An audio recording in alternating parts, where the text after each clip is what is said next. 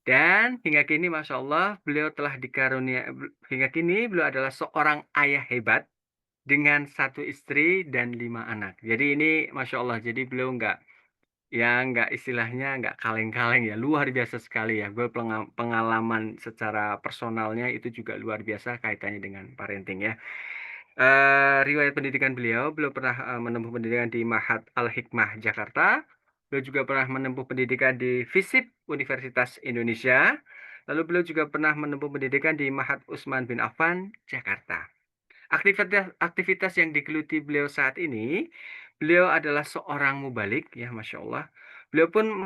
Selain itu, beliau pun aktif ya mengasuh website yaitu www.fatherman.id. Jadi silakan Bapak Ibu untuk kunjungi websitenya www.fatherman.id seperti itu. Selain itu, beliau juga adalah seorang praktisi Islamic parenting. Beliau juga seorang penulis buku, yaitu buku serial Fatherman. Selain itu juga beliau sebagai pembina kajian, Masya Allah, pembina kajian artis hijrah musyawarah ya. Jadi ada Ari Untung, ada itu dan lain-lainnya ya. Ya, Bunda sekalian, Masya Allah. Jadi beliau memiliki pengalaman dalam kancah nasional itu juga luar biasa sekali. Dan beliau tentunya telah aktif ya, memiliki banyak pengalaman menjadi seorang narasumber di berbagai seminar dan juga kajian, khususnya dalam tema parenting. Dan pada malam hari ini ayah bunda sekalian, beliau akan secara khusus membahas tema toxic parenting ya. Jadi insya Allah nanti ketika sudah hadir Ustadz Bendri, langsung saja kita persilakan beliau untuk mengisi materinya seperti itu. Ini sembari apakah mohon izin barangkali sudah hadir di tengah-tengah kita, saya bertanya mungkin kepada admin atau mohon izin admin apakah Ustadz sudah hadir? Oke, belum nggih. Sembari menunggu Ustadz hadir, mungkin bolehlah kita sharing-sharing terlebih dahulu lagi. Masya Allah, jadi sudah ada Bunda Dewi dari Malang, ada Ayah Hendri dari Bengkulu. Mungkin boleh satu lagi nanti sebelum nanti Ustadz istilahnya mengisi materi ke kita, mungkin ada yang ingin sharing terlebih dahulu. Masya Allah, saya mungkin persilakan terlebih dahulu, nggih, Ayah Bunda barangkali memang ada di unek-unek dari Ayah Bunda ya Allah. Mas Rio, saya Rio nggih. Mas Rio boleh saya izin sharing. Saya tuh sebenarnya ke sini tuh pengen kayak gini loh. Ini kami perkenankan sekali nih. Jadi silakan ya, Ayah Bunda. Nanti kalau ditunjuk nanti bisa aja sih, tapi barangkali. Oke, satu dua, Ayah Bunda. Oke, kalau yang terlihat di layar kaca saya itu ada Bunda Eva dari Tangerang ini. Sepertinya Masya Allah ya. Aktif menyimak ya Bunda. Boleh sapa deh kalau karena belum ada ayah Bunda yang mau unjuk. Bunda Eva, Assalamualaikum. Waalaikumsalam warahmatullahi wabarakatuh, Ustaz. Masya Allah. Waalaikumsalam. Bunda Eva, Ya, bagaimana kabarnya? bilang Ustaz, baik. Masya Allah. Ini dari Tangerang.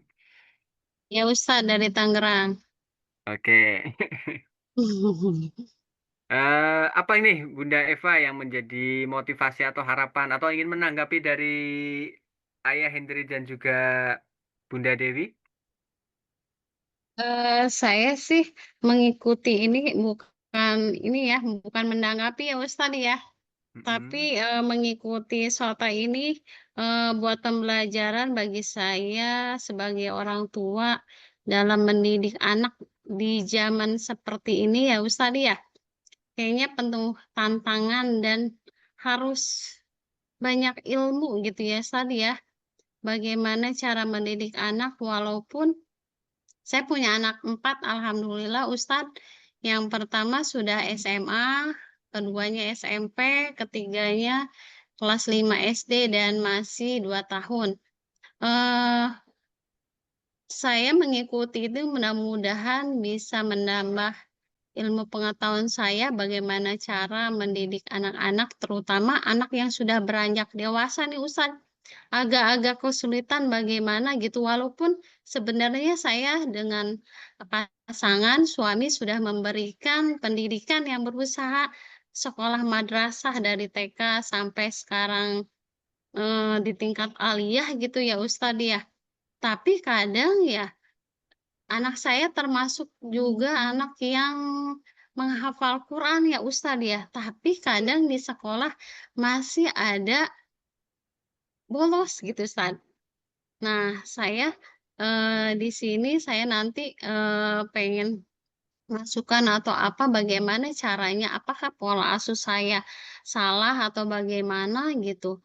Padahal mungkin saya sudah, berusaha sebagai orang tua di jalur pendidikan memberikan pembelajaran dari TK sampai tingkat aliyah ini selalu madrasah gitu yang, Mhm. ibaratnya agama gitu, biar anak saya selalu terarah gitu dan di Mhm. rumah pun iya, insya Allah dalam sholat 5 waktu, apa-apa, saya sangat menerapkan sholat 5 waktu dan hafalan murojaahnya terjaga Ustadz, gitu. Tapi kadang saya sekarang lagi dilema anak saya yang SMA nih Ustadz nih.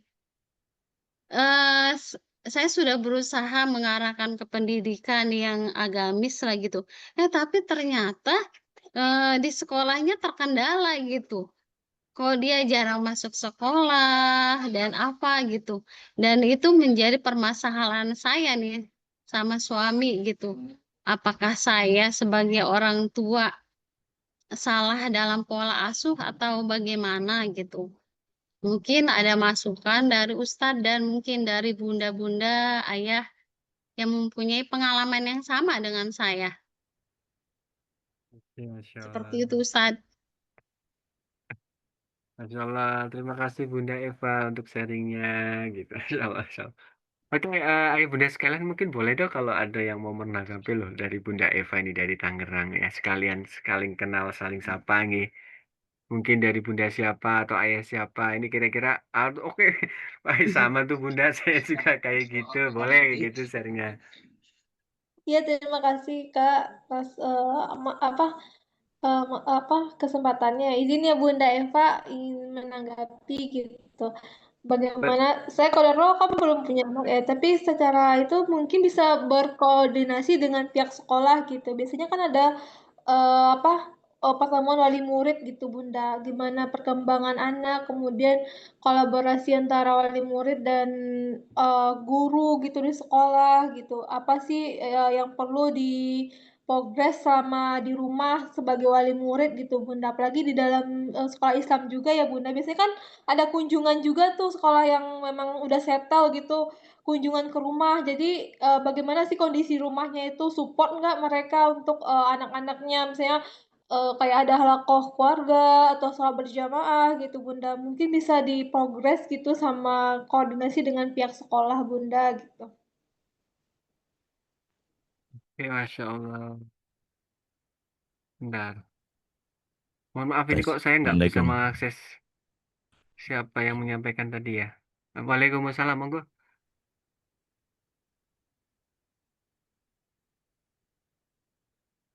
Eh, mohon maaf tadi dengan Bunda siapa nih? Mohon maaf ini kok saya. Igara tadi Bu, Pak Ustadz. Oh, oh, gitu, Masya Allah. Ya. Ayah Bunda sekalian, Masya Allah, ini di tengah-tengah kita sudah hadir Ustadz Bendri. Masya Allah sudah hadir. Jadi untuk sesi sharing-sharingnya, Masya Allah, nanti Insya Allah mudah-mudahan apa yang menjadi sharing tadi, curhatan tadi, kegelisahan ataupun sharing pengalaman dan sebagainya, bisa semakin terjawab nih setelah nanti Ustadz Bendri Jaisyur Rahman memberikan materinya kepada kita. Jadi Ustadz sebelumnya saya izin menyapa. Assalamualaikum Ustadz. Waalaikumsalam warahmatullahi wabarakatuh. Nggih, Masya Allah. Sehat nggih, Ustadz? Alhamdulillah sehat Mas Rino. Alhamdulillah. Nggih. Nggih, Ustadz, izin saya menyampaikan beberapa hal tadi yang sudah terjadi ataupun sudah ya di awal tadi, Masya Allah. Jadi tadi beberapa ayah bunda itu sudah sharing mengenai apa yang menjadi keresahan, kegelisahannya, kurang lebih nggih, resah terkait dengan usia. Ini udah masukin. 16 tahun usia SMA atau usia 20 gitu kurang lebih seperti itu. Tadi juga Bunda Eva yang terakhir juga sharing gitu kan. Aduh dia memasuki usia dewasa kok kayaknya perasaan sudah mencoba mendekatkan dengan ilmu agama tapi kok kayaknya kok gimana gitu ada keresahan-keresahan kayak gitu Bun. Ustaz. Lalu tadi juga dari Ayah Hendri juga curhat, ya Allah, beliau tuh kayak ada semacam ketulusan ya dari beliau, pengen dekat, apa kok kayaknya ada gap dengan anaknya yang usianya sekarang sudah kelas 6 SD, seperti itu. Masya Allah, ya, tentu ada banyak lagi nih Ustadz terkait dengan sharing-sharing tadi dari Ayah Bunda sekalian dan mohon izin tadi saya juga sudah menyampaikan terkait dengan profil Ustadz. Jadi ini nanti langsung saja kita memasuki sesi materi. Tapi sebelumnya kepada ayah bunda sekalian, sebelum kita memasuki sesi materi, mari kita berdoa kembali. Kita berdoa, ayah bunda, mari kita sama-sama berdoa dengan saya pimpin membaca doa basmalah dan mohon maaf ketika ada yang non-muslim nanti bisa menyesuaikan. Ya. Ayah bunda sekalian, mari kita memasuki sesi materi dengan sama-sama berdoa, dengan sama-sama membaca basmalah. 1, 2, 3. Bismillahirrahmanirrahim. Bismillahirrahmanirrahim. Nih ayah bunda sekalian, bapak ibu sekalian, mari kita mengikuti sesi kelas Toxic Parenting yang akan dibersamai oleh Ustadz Bendri Jaisyur Rahman. Kepada Ustadz kami persilahkan. Baik, jazakallah khair Mas Rio. Bismillahirrahmanirrahim. Assalamualaikum warahmatullahi wabarakatuh. Waalaikumsalam warahmatullahi wabarakatuh. Innal hamdalillah nahmaduhu wa nasta'inuhu wa nastaghfiruh wa na'udzu billahi min syururi anfusina wa sayyiati a'malina. Man yahdihillahu fala mudilla lahu wa may yudlil fala hadiyalah. Asyhadu an la ilaha illallah wahdahu la syarikalah wa asyhadu anna Muhammadan abduhu wa rasuluhu alladzi la nabiyya ba'dah wa la haula wa la quwata illa billahi wa ba'du. Ikhwatal iman azakumullah jami'an, Bapak Ibu saudara-saudariku semua, peserta seminar yang diadakan oleh Sekolah Orang Tua. Makasih sebelumnya di kesempatan malam ini kita bisa bersua via daring. Dan saya ucapkan penghargaan buat teman-teman yang tetap on cam, membuat suasana di malam ini dalam kajian ini jadi semarak. Makasih buat Bunda Isra Mayanti, ya. Makasih buat Mbak Eva di Tangerang. Makasih buat Mbak Bunda Amira Zurfa di Sumbar, orang awak. Juga buat Mbak Igara Jonggol. Ya, ada juga buat Mbak Endastri Wahyundi di Kalteng, Mbak Dewi Wulandari di Malang, ini banyak kan ibu-ibu ya, Mbak Anissa di Riau, dan banyak lagi di sini Bu Syabaniati Zakiah Bogor. Kalau saya absenin satu-satu bisa sampai jam 10, jadi nggak usah saya absen. Makasih atas keinginannya atau untuk belajar bersama.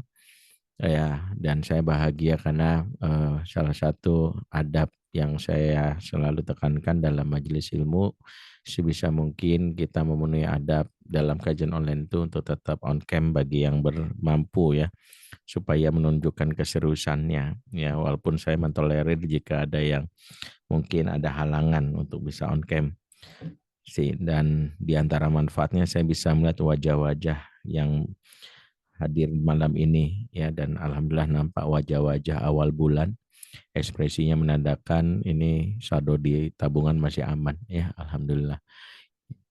Di malam hari ini kita insya Allah bincang sejenak pembahasan yang lumayan panjang mengenai toxic parenting, terutama apa yang membuat anak menjauh dari kita. Perlu saya garis bawahi ya, ketika bicara toxic parent, maka kita harus belajar kembali makna dari parenting dan makna toxic itu sendiri. Yang pertama, pembelajaran toxic parenting, pembelajaran tentang kita sebagai orang tua. Dengan kata lain, jangan pernah memposisikan diri sebagai anak, sebab bisa menjadi senjata yang membuat kita terperangkap dalam jebakan setan untuk jadi durhaka. Ya, jadi ada orang dia belajar toxic parent, akhirnya malah dia mengevaluasi orang tuanya sambil bilang, oh berarti bapak gue ngaco nih, mama nih durhaka nih, mama masuk neraka gitu. Nggak boleh. Jangan jadikan belajar parenting untuk mengevaluasi orang tua kita. Jangan. Belajar parenting itu untuk kita, untuk kita jadi orang tua. Saya belum jadi orang tua Ustadz, saya belum punya anak, nggak apa-apa. Posisikan jadi calon orang tua. Dia rule pertamanya itu. Rule pertama belajar parenting, tidak jadikan alat untuk menjadi durhaka sama orang tua. Apalagi habis ini bilang, oh dasar ortu toksik, nggak boleh. Yang kedua adalah toksik dalam pengertian yang sering kita dengar adalah racun, itu bukan semata-mata yang terkait dengan definisi yang ditawarkan oleh Barat ya. Toksik dalam bahasa yang sederhana itu, racun itu seringkali didefinisikan dengan sikap yang buruk yang mungkin nanti kita bahas dari ayat-ayat yang ada dalam Al-Quran. Tapi kalau kita simpulkan, toksik itu bahkan seringkali berwujud dengan kelembutan yang bisa membunuh. Contoh, sikap permisif yang mungkin membiarkan anak kepada kesalahan, sering kita nggak sadar itu jadi toksik. Misalnya apa? Misalnya ketika kita menganggap yang saya mah orang tua yang asik, lembut gitu ya. Kemudian kita merasa berkiblat kepada Barat yang orientasinya adalah yang penting anak bahagia. Tanpa sadar kita menjadi orang tua permisif sehingga kita jadilah orang tua yang toksik dalam pengertian yang berbeda. Misalnya apa? Misalnya kalau di Barat itu diajarkan selama anak happy, bahagia, nggak ada masalah. Contohnya adalah, mama boleh nggak aku ganti kelamin? Boleh nak, yang penting kamu bahagia. No, itu toksik. Papa, aku kan udah remaja. Aku boleh nggak tidur sama pacarku di kos-kosannya? Boleh, asal jangan ada paksaan ya. Suka sama suka. Ya, dan ini disebut sexual consent oleh orang Barat. Kalau ada orang tua berdalih yang penting anaknya bahagia, nggak ada paksaan, toksik. Dan ini definisi yang disampaikan oleh Ibnu Qayyim al-Jauziyah dalam kitab Tuhfa al-Maulud bi Ahkamil Maulud. Ya, saya ingin bahas ini ringkas aja karena saya ingin kepada apa yang menjadi dampak toksik yang berikutnya yang kita sebut yang menjauhkan anak dari kita. Tapi ini toksik yang jarang dibahas. Saya nggak mau ini bahas terlalu lama. Misalnya apa yang disebut Ibnu Qayyim dalam kitab Tuhfa, wa kamiman ashko waladahu wa fil zata kabidihi fid dunya wal akhirah bi ihmalihi wa tarki ta'dibihi wa i'anatihi lahu ala syahawatihi. Ya. Betapa banyak orang tua yang menyengsarakan anaknya, buah hatinya, belahan jiwanya, dunia akhirat karena 3 hal. 1, cuek, nggak peduli, masa bodoh, bodoh amat, yang penting saya rajin sholat. Ya. Yang kedua adalah meninggalkan adab. Contohnya adalah ya, namanya juga anak-anak, biarin aja lah bangun siangan. Dia toksik. Kenapa membiarkan anak melakukan kesalahan dari kecil dengan kalimat namanya juga anak-anak. Dia pukul adiknya, dia bilang namanya juga anak-anak.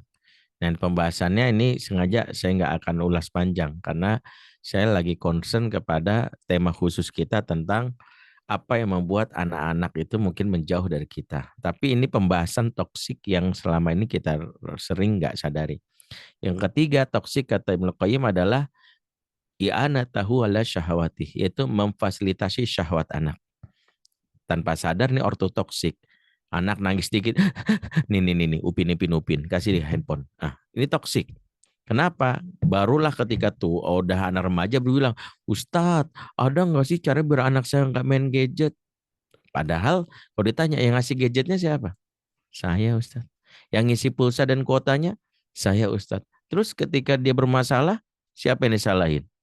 Ya, saya. Ya udah, itu toksik. Jadi 3 hal ini pembahasan yang ulasannya panjang. Tapi ini sekedar memberitahu bahwa toksik dalam Islam itu panjang, luas, dalam. Karena saking bahwa Islam itu tahu mana yang racun, mana yang tidak. Ya, itu oke. Sekarang kita skip karena pembahasannya kita mau kepada apa yang jadi tema besar yang membuat toksik. Di antara adalah toksik yang nggak disadari itu berdampak kepada anak-anak yang menjauh. Anak-anak yang dalam hal ini dia menjauh dari kita sehingga dia tidak mendekat. Dan ini efek dari toksik, orang nggak suka, orang nggak nyaman.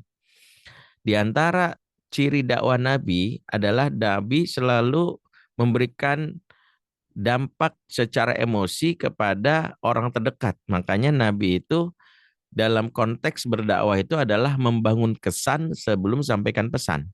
Saya ulangi biar nanti jadi catatan. Bangun kesan sebelum sampaikan pesan. Nabi selalu itu. Contohnya kalau ditanya berapa lama Nabi berdakwah, mungkin kita akan menyimpulkan 23 tahun. Menurut para catatan sejarah begitu. Padahal sebenarnya Nabi itu dakwahnya seumur hidup. Cuman bedanya 0 sampai 40 tahun Nabi membangun kesan sehingga membuat orang terpesona. Buktinya apa? Semua orang mengakui akhlaknya Nabi sampai memberikan gelar kepada Nabi, ya. Brandingnya apa? Al-Amin. Ya, perlu digarisbawahi Al-Amin itu bukan branding yang Nabi bangun sendiri. Nabi nggak pernah memperkenalkan diri sambil bilang perkenalkan nama saya Muhammad, ya, panggil Al-Amin ya. Sini orang lagi percaya, nggak pernah. Nabi itu memperkenalkan namanya Muhammad, tapi orang memberinya Al-Amin, itulah yang membuat orang punya kesan gitu. Begitu Nabi diangkat jadi Rasul, Nabi Muhammad diangkat jadi Rasul, maka begitu nyampaikan pesan orang langsung terpesona. Karena hati yang sudah tunduk, yang lain ngekor. Fa innal qalba malik wal a'dau junuduhu, kata Ibnu Taimiyah. Jika hati itu raja, yang lain itu prajurit. Kalau hati sudah kau taklukkan, yang lain ngekor. Makanya kelemahan kita adalah kita gagal mengikat hati. Para ahli mengatakan, the main problem of parenting today is disconnection. Masalah utama pengasuhan hari ini adalah disconnection. Sehingga kita lebih banyak menasehati tanpa mengkoneksi. Padahal yang benar adalah connection before correction, at-ta'lif qabla ta'rif, ikat hati sebelum menasehati. Attachment before achievement. Itu semua punya ya narasi yang mirip. Nah, apa yang membuat anak itu disconnection? Salah satunya adalah karena kita melakukan sesuatu yang membuat anak jauh. Dan ini diisyaratkan dalam surat Al-Imran ayat 159. Allah berfirman, Fabima rahmati minallah lintalahum, disebabkan kasih sayang Allah engkau bersikap lembut kepada mereka. Lau kunta fazzan gholizal qalbi lan faddu min haulik, sekiranya engkau bersifat keras, bersifat kasar juga keras hatimu, niscaya mereka kabur dari kamu. Lan faddu min haulik artinya menjauh darimu. Jadi anak itu akan resiko menjauh dari kita atas dua sifat yang dimiliki oleh orang tuanya. Yang pertama fazon, yang kedua gholizal qalbi. Nanti akan kita bahas. Nah, menjauh dalam konteks ayat ini bisa dimaknai dua. Satu, menjauh secara fisik. Makanya di antara indikator anak itu mengalami luka pengasuhan atau disconnection adalah enggan berduaan dengan orang tuanya. Contoh sederhana adalah, nak, mama mau ke Bandung nih, mama udah bisa nyetir loh, mau ikut nggak? Nggak ah, capek. Ya, kamu kan lagi libur kan, nggak ada kegiatan kan? Iya sih, nemenin mama ya? Nggak mau. Ngapain aja di rumah? Nggak mau. Nanti pulang, nanti di Bandung mama beliin cilok deh 2 biji. Ah, nggak doyan 2 biji doang. Ya udah dibeliin seblak deh yang viral-viral. Nggak doyan. Ntar sekalian mama beliin ini apa jersey Persib. Aku kan Persija gitu. Ribut. Jadi nggak mau. Menolak naik kendaraan bersama adalah indikator anak-anak yang mengalami ya kondisi yang disebut akibat dari toksik tadi. Jadi anak menjauh secara fisik. Sehingga kalau kita mengajak berduaan, merangkulnya pasti nolak. Pasti nolak, nggak mau ah gitu ya. Jadi kalau sudah nolak secara fisik, bahayanya adalah mereka nggak betah di rumah meskipun rumah dibangun semegah mungkin. Meskipun di rumah dipasang AC ya setiap 3 langkah, ada kolam renangnya, ya ada lampu tamannya, tapi nggak membuat anak betah pulang. Dan inilah musibah dalam pengasuhan. Ingat, petaka pertama pengasuhan bermula dari rumah yang tak dirindukan. Jadi rumah tak dirindukan itu adalah salah satu petaka di negeri ini. Kafe bertambah subur. Kemudian kita lihat bagaimana juga 24 jam bukanya. Ditambah lagi mungkin mall yang mungkin sama bukanya larut malam. Dan kita tidak menganggap ini musibah. Dan ketika mereka lebih banyak betah di luar, itu bukan persoalan rumahnya sempit, sumpek, kecil, ngontrak, bukan. Ini persoalan ketika rumah gagal menjadi almaskan atau tempat yang menyenangkan, bukan karena bangunannya yang mungkin tidak didesain dengan bangunan desain minimalis atau desain yang lagi keren hari ini, bukan. Tapi karena suasana di mana penghuni rumahnya, orang tuanya itu pribadi yang menyebalkan, sehingga mereka menjaga jarak. Jadi kalau anak sudah gak menjaga jarak, kabur, alih-alih mau dinasehatin, yang ada adalah dia menghindar. Nah, ini problem yang pertama. Problem kedua adalah ketika dalam hal ini anak-anak kita, ya, kalaupun di rumah, ketika dia bersama kita, maka dia disconnection. Di antara cirinya apa? Bersama tapi tak terkoneksi, berkumpul tapi tak terhubung, serumah tapi tak sejiwa. Bersama di dalam rumah, tapi bapak di ruang sebelah, anak di kamar. Kemudian anak main game, bapaknya ada di sebelah. Anak browsing gitu ya.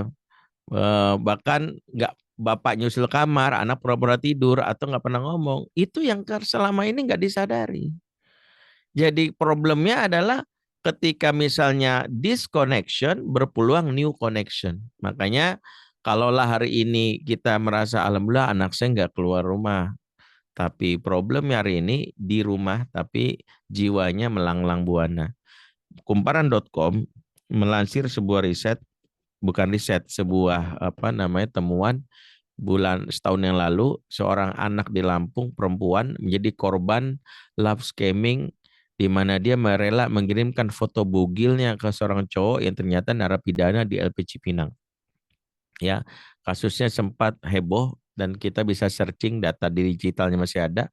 Bayangkan perempuan yang nggak kemana-mana, di rumah aja, di kamar aja, si cowok dalam hal ini cuman ada di selnya, tapi terjadi transaksi sampai rela mengirimkan foto bugilnya. Mengerikan.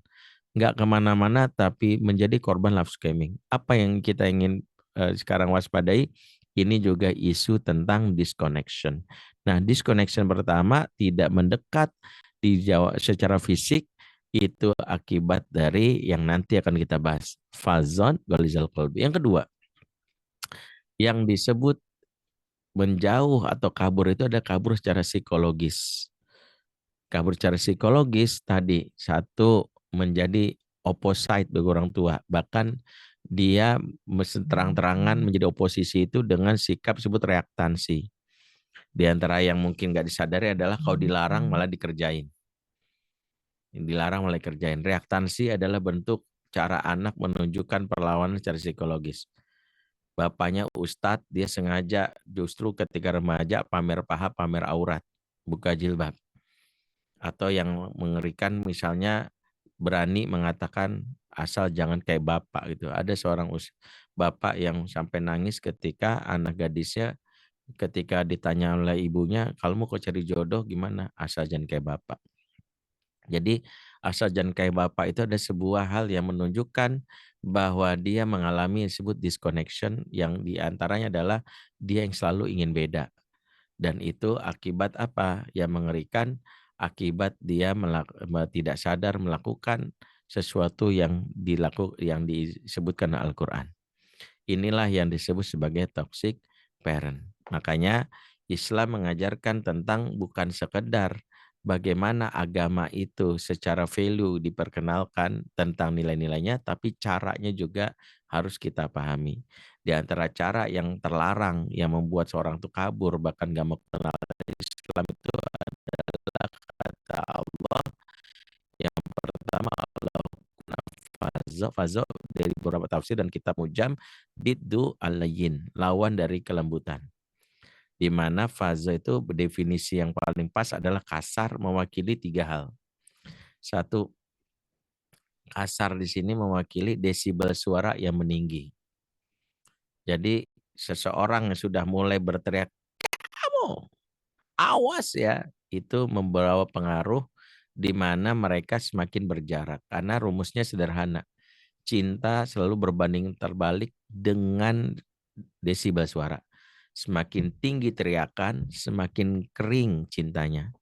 Semakin rendah suara, semakin dalam cintanya. Perhatikan cara Allah mengatakan bahwa kalau kau cinta padaku, maka berdoalah dalam Quran surat Al-A'raf ayat 204, tadarru wa khufyah, dengan lembut dan khufyah dengan rasa khawatiran. Jadi sampai doa itu nggak boleh teriak-teriak. Para sahabat ditegur gara-gara kebiasaan ngomong meninggi. Dan Allah menurunkan surah Al-Hujurat ayat 2. Ya ayyuhalladzina amanu la tarfa'u aswatakum fawqa sautin nabi. Hai orang beriman, jangan kau tinggikan suaramu di hadapan Nabi. Jadi desibel suara itu berbanding lurus dengan rasa hormat dan cinta. Berbanding terbalik, maaf. Semakin tinggi suara nggak ada hormat dan cinta. Semakin rendah tanda dalam hormat dan cinta. Maka kalau ada kita ngaku cinta sama anak tapi maaf nih ngasih contoh gitu, diam, maka semakin tanda cinta itu semakin kering. Dan itulah yang mungkin nggak kita sadari. Fazo diantaranya adalah tidak mampu melakukan kontrol terhadap desibel suara. Dan ini yang nggak disadari orang tua. Ya, makanya Islam mengajarkan tentang pentingnya berkata-kata yang lembut, sampai Allah katakan waqdud min syautik, rendahkan suaramu, inna angkarul aswati lasutul hamir. Sesungguhnya seburuk-buruk suara keledai. Kenapa disebut seburuk suara keledai? Karena keledai itu mungkin kita jarang ngelihat keledai suara karena ketemunya di taman safari doang. Tapi bagi orang yang suka ketemu keledai, itu adalah ketika keledai itu dalam hal ini sudah mulai berteriak, suaranya memekakkan telinga.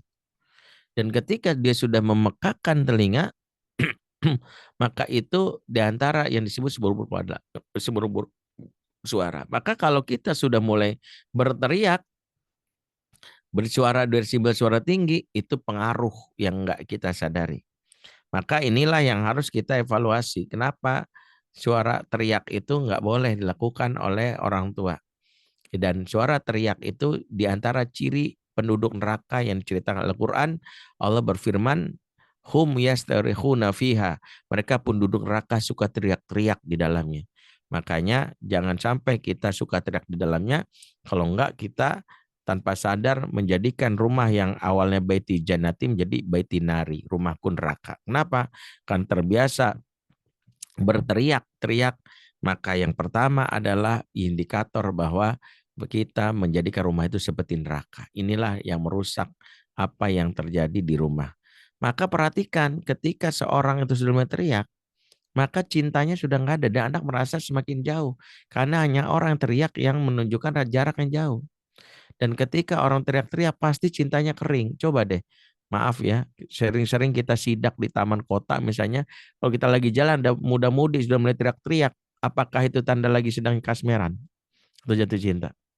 Pasti lagi marah, nggak mungkin. Aku cinta kamu, aku juga, nggak ada. Pasti dia lagi berantem. Sebaliknya kalau mereka sudah ngomong pelan-pelan, sayang, ya sarang gitu, pelan, ngejelep. Maka kita tahu bahwa pelan masuk ke hati, maka itu yang nggak kita sadari. Maka makna fazo adalah kontrol atas desibel suara. Kalau kita melakukan fazo, maka satu diantara yang akan membuat anak kabur dari kita. Yang kedua, makna fazo ini juga berkaitan dengan pilihan kata yang menyakitkan. Diksi yang kadang-kadang membuat anak merasa tidak nyaman. Mungkin lembut, tapi ngomongnya, kamu tuh nyesel mama punya anak kayak kamu. Bego banget, maaf ya, saya kasih contohnya agak ekstrim. Goblok banget punya anak, pelan. Tapi kalimatnya bego, goblok. Bahkan ada kalimat yang mungkin gak ngomong itu, tapi bilang gini, nyesel tahu gitu mah dulu ngapain mama lahirin kamu. Ya, mendingan kamu gak usah lahir sekalian ya.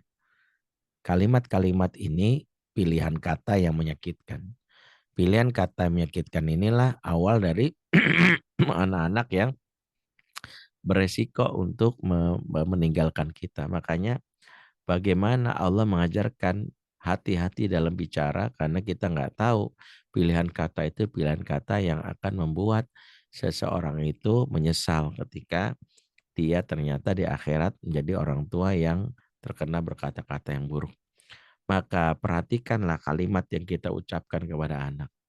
Dalam rangka bercanda, kadang-kadang kita nggak ngeh kalau anak lagi sensitif. Kita candai gitu ya. Sambil misalnya kita bilang, ini bukan anak saya, ini anak angkat gitu. Di hadapan umum. Bayangkan dia akan merasa, oh giliran aku itu buat anak angkat gitu. Itu bisa mempengaruhi kondisi mentalnya dia. Dan itu bisa menjadi salah satu luka yang nggak kita sadari. Maka pilihan kata juga menjadi salah satu yang harus kita evaluasi. Diksi. Kata-kata yang mungkin berkenada buruk itu maksud dari fazo, kasar, diantaranya maknanya buruk. Yang ketiga, fazo terkait juga dengan ekspresi wajah yang mungkin membuat anak tidak nyaman. Mata yang melotot, ya, mungkin mengancam sambil berdelik sambil menyentil atau bawa pisau, itu juga makna defazo. Jadi fazo adalah kasar yang berpengaruh kepada jiwa anak yang tadi rentan kabur. Maka orang tua yang dalam kehidupannya suka melakukan yang disebut fazo, maka itu walaupun dia mengajarkan nilai-nilai yang baik, nilai baik itu akan ditolak. Inilah alasan sebagian orang yang mungkin kaget ketika di saat remaja anaknya kok berubah. Ada suatu saat saya ngisi pengajian di Eropa. Ya, tiba-tiba ada seorang ibu bertanya, Ustadz, saya mau tanya, kami dari kecil mendidik anak kami secara Islami, Ustadz.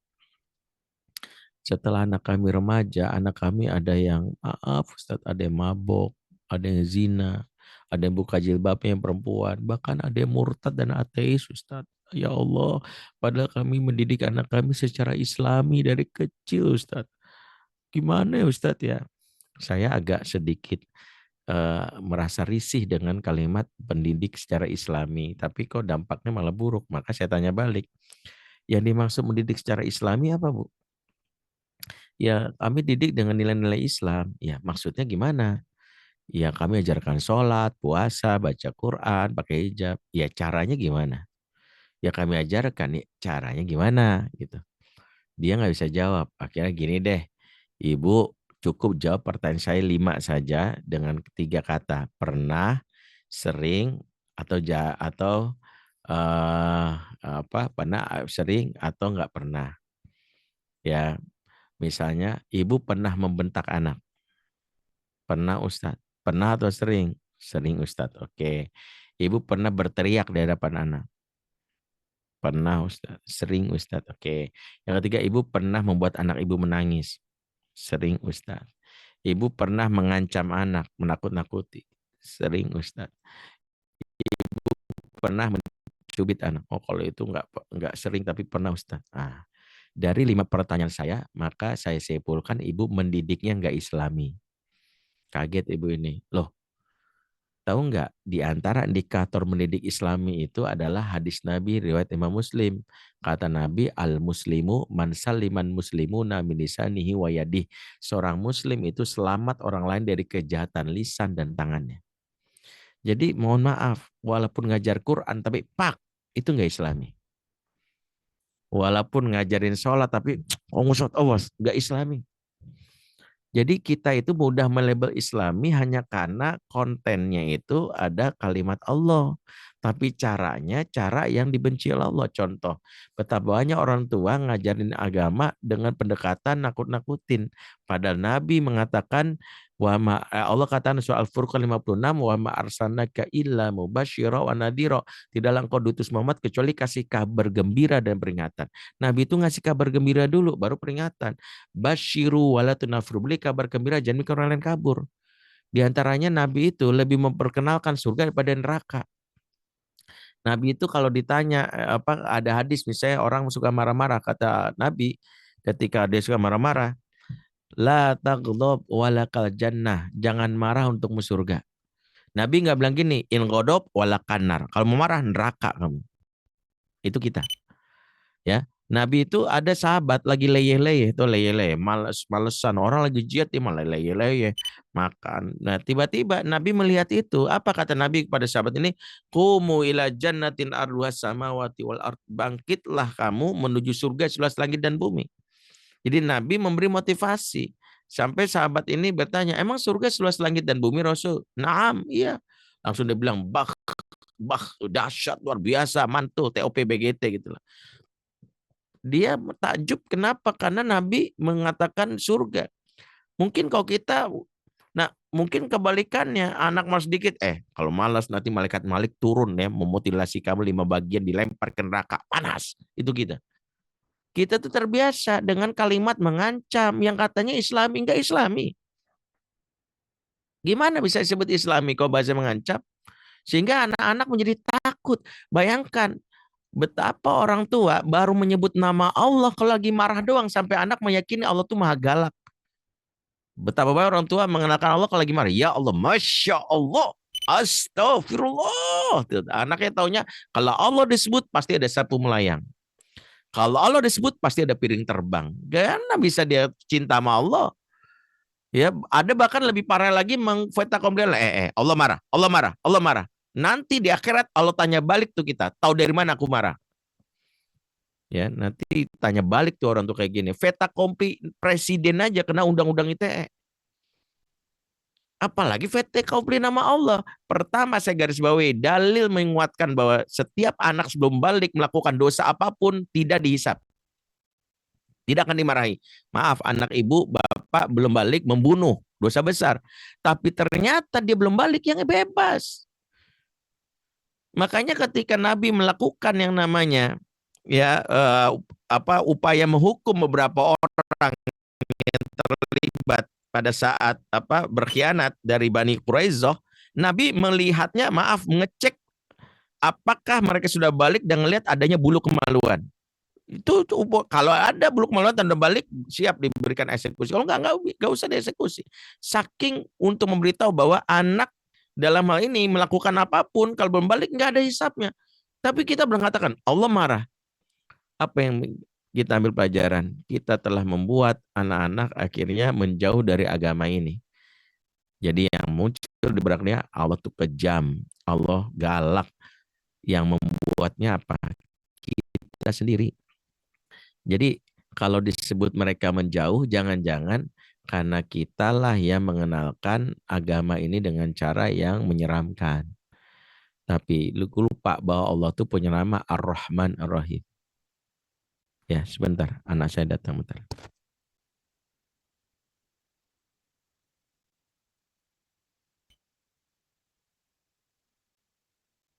Ya, habis selesaikan dulu ya. Oke, boleh. Bisa selesaikan dulu ya. Siap. Ya, Mas. Baik, maaf. Di antara prinsip ortu di era digital adalah jadilah ortu yang mudah diakses. Saat anak hendak bicara sama kita, luangkan waktu mendengar walaupun kita lagi ngisi kajian. Saya maaf, tadi anak saya mau bicara ada sesuatu, jadi saya nggak boleh mengabaikannya karena anak hari ini butuh ortu yang mudah diakses. Bapak ibunya silakan kerja, bapaknya luar negeri, tapi kalau ditelepon ngangkat, mereka ngerasa dirinya perhatikan. Kalau mereka WA dibalas, tanda mereka diperhatikan. Karena hari ini hal yang diremehkan orang tua adalah banyak anak merasa bapak ibunya susah banget diakses. Itu menyebalkan. Ada ortu yang lagi nih, saya alhamdulillah Ustadz nggak kerja di kantor, di rumah aja demi anak-anak. Tapi begitu anaknya di rumah, mama lagi bikin konten, itu susah diakses ya. Jadi jangan sampai kita susah diakses. Tadi maafin, tadi ada anak saya. Nah, poinnya adalah jangan sampai kita jadi ortu yang mengkhianati nama Allah yang disebut Ar-Rahman Ar-Rahim. Maka pahamilah yang pertama, sejatinya orang tua adalah mewakili wajah Allah di muka bumi ini. Karena anak mengenal Allah Ar-Rahman Ar-Rahim bukan lewat ayat-ayat Quran yang dia dengarkan, tapi lewat sikap dan wajah orang tuanya. Maka dia akan mencintai agama ini tergantung dari sikap kita. Apakah fazo atau tidak. Maka makna fazo ini wajib kita pegang. Hati-hati. Yang membuat kabur anak itu adalah sikap fazo atau kasar. Jadi jangan sampai membuat anak menjauh karena kasar yang kita nggak sadari. Ini pertama. Yang kedua, karena waktunya, ghalizul qalbi. Ghaliz itu maknanya kokoh, solid, kuat. Ya, dan ini yang kita sering dengar dari Misalnya mitsaqon ghalidha fa akhadna minhum mitsaqon ghalidha surah Al-Ahzab ayat 7. Dan kami mengambil perjanjian dari para nabi dengan perjanjian yang kokoh. Ya, atau misalnya suami istri sebut wa akhadna minkum mitsaqon ghalidha, dan mereka istri-istrimu mengambil kamu dari perjanjian yang kokoh. Jadi yang disebut ghalidh adalah kokoh, keras, solid. Qalbi artinya hati. Ghalizul qalbi, hati yang solid, hati yang keras. Apa yang dimaksud hati yang solid dan keras ini adalah hati yang tidak peka, hati yang nggak punya rasa belas kasih, hati yang tidak empati. Dalam konteks pengasuhan, ghalizul qalbi adalah orang tua yang cuek dan tidak empati pada anaknya. Contohnya apa? Anak nangis, bodoh amat, nangis sono, mama nggak peduli. Ini menyakitkan. Sana, bola biarin jatuh sakit sekalian. Dibilangin gitu ya, mama sakit, biarin mati ke perut sekalian, menyakitkan. Di antara yang perlu kita pahami, yang menyakitkan anak bukan sekedar kata-kata kasar, tapi pengabaian. Pengabaian, penolakan perasaan, itu bentuk yang menyakitkan. Istilah anak muda zaman now dikacangin. Ingat, kacang itu gurih, dikacangin perih. Makanya anak-anak itu kalau dia merasa dikacangin, diabaikan, dia merasa dirinya disakiti. Kenapa? Karena sejatinya hukuman terberat yang diajarkan dalam Islam saat bukan cuman hukuman berupa siksaan dalam bentuk fisik yang disakiti, tapi jiwa yang diabaikan. Rasulullah mengisyaratkan misalnya dalam hadis riwayat Muslim, salatu illa yanzurullah fi yaumil qiyamah, 3 golongan yang Allah cuekin hari kiamat. Ini saking marahnya Allah sampai dicuekin, menandakan Allah hukum dia dengan cara tidak ditegur di hari kiamat. Al-uququl walidain, siapa saja orang yang durhaka sama orang tua. Yang kedua adalah al-mutasyabihatu minan nisa birijal, orang yang transgender. Yang ketiga ad-dayus, laki-laki yang nggak punya sifat cemburu. 3 golongan ini dicuekin. Allah ingin memberitahu ini dosa besar, Allah nggak ingin lagi menyapa kamu, Allah ingin memberitahu kamu bahwa Allah marah, dicuekin. Dan itu hal yang menyakitkan dari kiamat ketika nggak dapat perhatian dari Allah. Maka ketika orang tua nggak mulai perhatian sama anak, nangis malah dicuekin, sakit nggak pernah hadir, maka itulah yang disebut ghalizul qalbi. Abainya kita, cueknya kita, maka membuat anak dalam hal ini merasa dirinya tidak diperhatikan. Maka orang tua jangan sampai jadi pribadi yang cuek karena menyakitkan. Contoh yang sederhana misalnya Nabi ketika mendapatkan kasus seorang sahabat yang dia bukan berkhianat, dia malas karena nggak ikut perang Tabuk. Maka Nabi diajarkan oleh Allah memberikan hukuman kepada sahabat ini, dan hukuman yang mungkin tidak menyakiti fisik tapi menyakiti jiwa. Apa itu? Dihajar. Hajar itu dicuekin, diboikot, nggak ditegur selama 40 hari. Sahabat ini bernama Ka'ab bin Malik. Jadi Ka'ab nggak diperhatiin, nggak disapa, nggak ditegur. Maka inilah yang membuat Ka'ab bilang, serasa dunia ini terbelah dan langit runtuh di hadapanku. Menyakitkan. Maka anak-anak yang muncul ketika orang tuanya ada di rumah tapi nggak pernah peka rasa, cuek ketika nangis, sakit nggak pernah ditengok, saat dia butuh kehadirannya nggak pernah hadir, menyakitkan. Itu yang membuat anak merasa dirinya ya dalam hal ini dirinya tidak eksis. Nah itu diantaranya ini yang sering kita nggak sadar disebut silent treatment.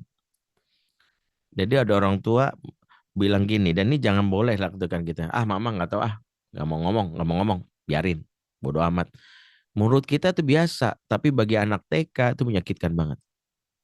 Menyakitkan banget itu. Biarin, nangis sono, nggak mau. Makanya di antara hal yang orang tua harus pahami, jangan sampai absen di 5 waktu yang anak akan mengukur bapak ibunya itu peduli atau tidak. Kalau 5 waktu ini absen, dia akan kabur. Dan ini ada di buku kami, buku Fatherman.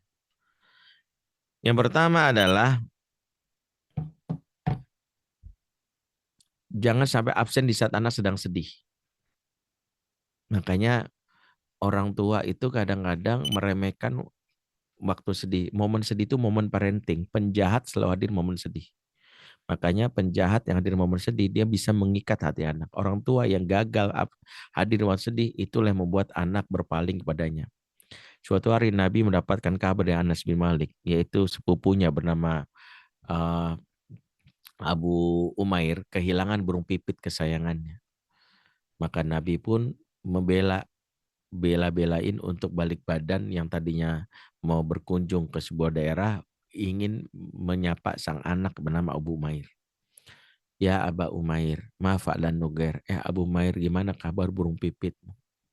Nabi saking pekanya sampai menyapa anak sedang sedih kehilangan burung pipitnya. Disinilah pekanya Nabi. Jangan sampai kita di orang tua yang anak lagi sedih, kita cuekin.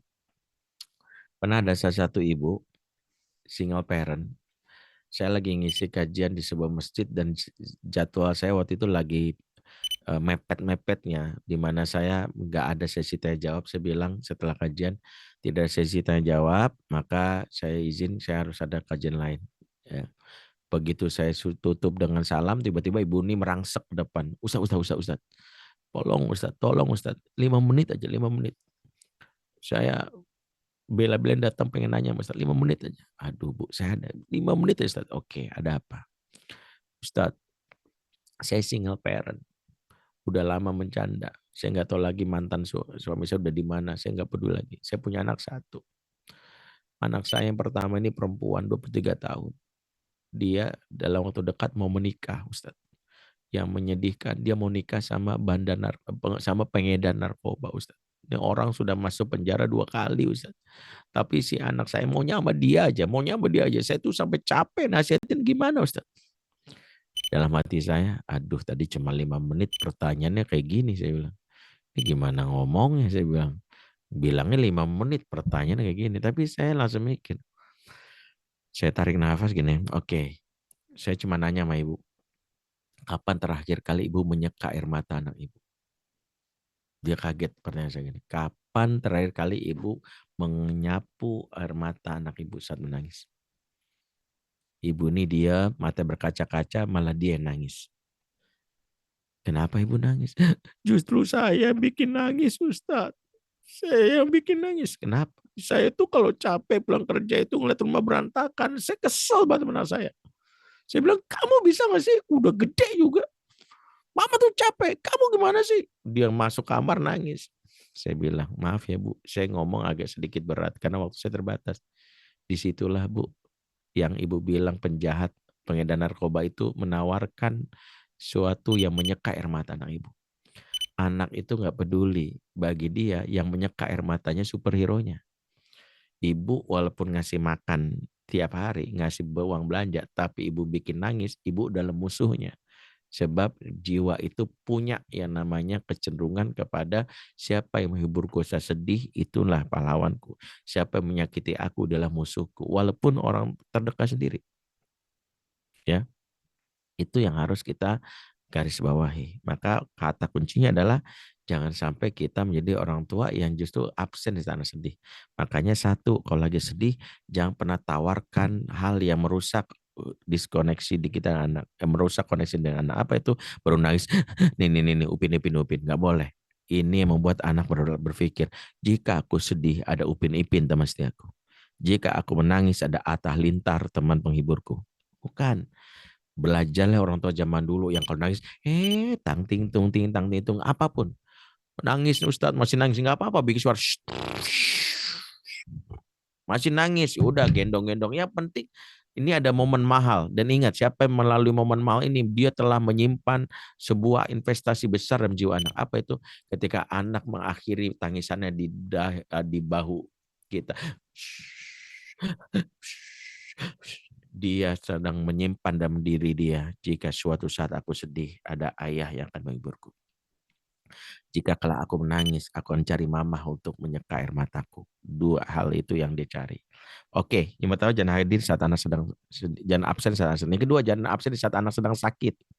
Nabi itu the first person saat dia tahu ada anak pembantunya masih anak-anak yang sakit pada beragama Yahudi. Nabi orang pertama. Nabi tahu orang kalau sakit itu sangat senang didampingi, ditengok, diperhatiin. Makanya kalau anak lagi sakit, Satu, bagi yang orang tuanya lagi kerja, sebisa mungkin pulang cepat. Apalagi kalau dirawat. Kalau nggak bisa pulang, maka rewel mengontrol keadaan dia. Telepon setengah jam lagi, sejam sekali. Nanti anak kan dapat telepon, denger tuh telepon dari pengasuhnya. Iya Pak, bentar Pak, iya bagian. Sejam lagi telepon, siapa sih Mbak? Papa, nanyain mulu, kamu dan mama gimana? Dia tahu, oh papanya peduli, mamanya peduli. Kalau perlu, ya kita benar-benar pulang, cuti kalau perlu. Apalagi kalau dirawat. Contoh yang misalnya kita lakukan adalah, kalaupun nggak bisa gimana Ustaz? Telat dikit aja. Papa kok belum jalan sih Pak? Biasanya jam 7 udah jalan, sekarang udah jam 8. Aduh, kondisi kamu kayak gini gimana Papa bisa berangkat? Telat dikit nggak apa-apa lah. Ya walaupun bisa jadi papanya shift siang gitu ya. Tapi nggak apa-apa. Intinya adalah benar-benar menjaga. Oke, kita bersingkat karena waktunya. Yang ketiga, hadirlah saat anak unjuk prestasi. Dia mendapatkan penghargaan dari wali kota, juara kelas, dikalungi medali. Tapi bapak ibunya nggak hadir, drop. Orang yang menyakiti anak adalah orang yang tidak hadir di saat anak mendapatkan penghargaan. Itu pelecehan atas jiwa dia. Orang lain mengapresiasi aku, keluarga sendiri nggak ada, sakit. Maka jangan sampai absen di saat anak sedang lagi unjuk prestasi. Hadirlah. Yang keempat, hadirlah saat anak unjuk aksi. Mama, besok kan aku ada pentas tari. Ayah, aku kan mau pentas drama nanti sekolah di akhir tahun. Bapak ibunya nggak hadir, drop. Yang lain tepuk tangan, weh puisinya bagus, weh hafalannya luar biasa. Bapak ibunya nggak hadir, drop. Nangis dia. Makanya Nabi SAW dalam hadis riwayat Imam Muslim, Rasulullah SAW ala Bani Aslam, Rasulullah melewati sekelompok, ala nafar Bani Aslam, Rasulullah melewati sekelompok dari Bani Aslam yang sedang memanah, kemudian Rasulullah duduk, tadinya nyumpang lewat, tapi Rasulullah langsung duduk, seraya berucap, ya Bani Ismail fa inna abakum kana romiyan. Wahai ya irmu ya Bani Ismail, terus memanah keturunan Ismail, kakek moyangmu seorang pemanah. Jadi ini yang tanpa sadar harus kita pahami. Jadi hadir di saat anak unjuk aksi. Makanya Bapak, Ibu, Ayah, Bunda, kerjasamalah sama sekolah supaya tahu jadwal saat anak mentas. Ya, saya termasuk yang selalu setiap awal tahun minta jadwal sekolah supaya tahu anak saya mentasnya kapan. Saya sesuaikan jadwal agenda keluar kota, jadwal umroh, ya kecuali jadwal haji yang tidak bisa saya kontrol. Dan anak saya tahu kalau udah haji, abinya nggak bisa kuasa menolaknya. Karena selaku pembimbing saya ngikut jadwal dari travel. Tapi kalau dari sisi yang lain bisa saya kontrol. Bahkan umroh pun pernah saya tunda, saya cancel bahkan di bulan berikutnya. Gara-gara saya baru dapat jadwal anak saya mau mentas. Karena jangan sampai anak saya mentas saya nggak hadir. Kalaupun saya pernah melakukan kehilafan sekali di mana pada saat mentas saya nggak hadir, saya melakukan cara dengan memasang Zoom. Saya minta sama anak saya nomor 2, hadir kamu mewakili Abi, pasang Zoom, Abi harus tonton dari kejauhan. Abi ingin dia tahu Abi menyaksikannya, bahkan Abi rekam. Sebab hal ini mungkin dianggap remeh, tapi bagi anak itu bentuk perhatian. Abai, tidak peduli sama mereka adalah menyakitkan. Yang kelima, hadirlah saat anak melakukan kesalahan di mana dia ingin mendapatkan pembelaan, bukan kesalahannya dibela, tapi jiwa dia jangan sampai pecah. Contoh, dia membuli, dia ketahuan misalnya nonton film porno, diserang oleh orang dasar, dan kita hadir untuk membelanya, untuk mengatakan dia salah tapi saya bapaknya. Dia salah tapi saya ibunya. Ya nak, kamu salah, mama bantu supaya kamu lewati kesalahan ini. Itu membantu dia. Tapi ketika dia salah, hukum aja, bukan anak saya. Menyakitkan sekali. Dan itu yang membuat dia mengalami kondisi yang berat, menanggung beban seumur hidup. 5 poin ini menjadi catatan buat kita. Kalau kita ingin membuat anak kita menjadi orang tua yang anak kita menjadi dekat sama kita. Ketika anak sudah dekat secara fisik, secara psikis, itulah langkah awal untuk anak mau terikat sama kita, dan anak mau mendengar nasihat kita. Karena sejatinya anak mau mendengar jika hatinya terikat. Karena kita harus paham kaidah yang harus sama anak itu bukan kaidah santri. Kalau santri itu unzur makola wala tarzur mankola. Lihat apa yang dibicarakan, jangan lihat siapa yang bicara. Itu santri. Kalau anak kita enggak, lihat siapa yang bicara. Kalau bicaranya menyenangkan, pasti didengerin. Kalau bicara yang menyenangkan, enggak. Makanya anak kok sebel sama orang tuanya. Kalau anak zaman dulu masuk kuping kiri, keluar kuping kanan. Kalau anak zaman now, enggak gue biarin masuk kuping gue satupun. Karena kalau masuk kuping kiri, keluar kuping kanan, masih ada yang nyangkut. Maka dia pasang headset, gini-gini, padahal nggak dengar.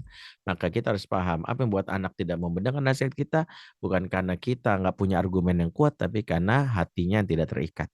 Karena kalau hati sudah terikat, gampang banget dikasih tahu. Ya, bayangkan, anak tuh kalau hatinya terikat. Saya ingat saya punya salah satu kawan. Kawan saya ini almarhum Kahilman Almadani, psikolog. Dalam hal ini dia beliau meninggal karena cancer. Beliau cerita dia punya kawan, punya murid yang ngefans sama Cristiano Ronaldo, pesepak bola yang tersohor itu, karena ganteng, keren, kaya, simpatik, akhlaknya baik katanya gitu. Suatu hari disebutkan Ronaldo mengiklankan produk shampoo di akun Instagramnya. Kahilman almarhum cerita sama saya, murid yang ngefansnya itu langsung beli sampo itu, padahal kepalanya botak. Maaf nih yang kepala botak ya. Kepala botak beli sampo. Kok bisa? Apa kata muridnya? Yang penting Ronaldo beli. Nggak peduli. Yang penting Ronaldo beli. Gua ikut apa kata Ronaldo. Jadi kalau anak kita nggak mengikuti kita, bukan karena kita belum menjadi teladan. Kita jadi teladan, tapi belum jadi teladan yang dicintai. Karena rumusnya kalau kita ingin diikuti, jadilah teladan. Kedua, jadilah dicintai. Karena teladan yang menyebalkan justru dijauhi. Itu bisa kita bergaris bawahi dalam materi hari ini. Sudah pukul 9. Aku luka lezat. Wassalamualaikum warahmatullahi wabarakatuh. Waalaikumsalam warahmatullahi wabarakatuh. Masya Allah nih Ustaz, terima kasih sekali atas materi yang luar biasa dari Ustaz Bendri. Masya Allah ini sungguh apa ya istilahnya. Saya sebagai orang tua juga gitu kan yang mungkin masih memiliki anak yang masih umur 1 tahun juga, Masya Allah dengan banyak hal-hal kecil ya yang mungkin seharusnya bisa saya perhatikan lebih, tapi mungkin saya tinggalkan seperti itu. Masya Allah Mas Ustaz. Eh, Sungguh tertegun nih ya. Ya Ustaz, sepertinya juga luar biasa nih dari ayah bunda dan bapak ibu sekalian itu sudah banyak yang antusias untuk bertanya gitu kan Ustaz. Eh, Mungkin sebelumnya mungkin saya izin bertanya terlebih dahulu terkait dengan kesediaan waktu dari Ustaz kira-kira sampai pukul berapa sih Ustaz? Maksimal setengah 10 ya. Maksimal setengah 10 nih. Ya ya bunda sekalian, insya Allah masih ada waktu untuk kita tanya jawab. Mungkin sebelum nanti sudah banyak yang mengantri di nanti langsung tanya langsung, tapi mungkin izin nih ayah bunda untuk saya membacakan 1-2 pertanyaan terlebih dahulu dari yang memang sudah disampaikan di kolom chat seperti itu. Mohon izin Ustaz mungkin. Ini ada pertanyaan dari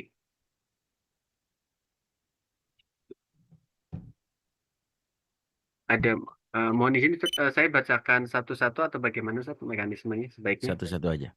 Satu-satu aja nih. Karena memang ini sudah dituliskan dari awal, jadi mohon izin saya sampaikan yang lebih awal gitu Ustaz.